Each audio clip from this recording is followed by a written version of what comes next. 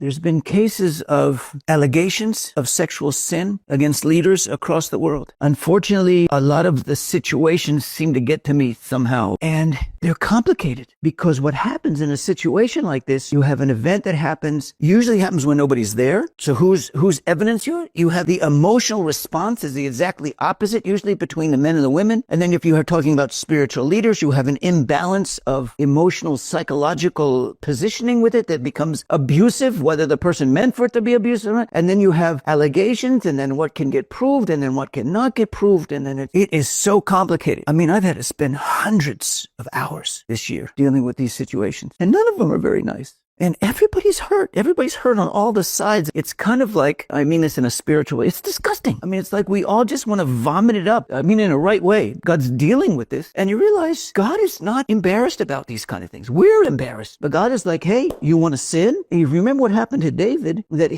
God said, well, you sinned in private. I'm going to display it in public. So his son rebels against him, and he commits adultery over all of David's wives and concubines on the roof in front of everybody, puts it on the front page of the newspaper.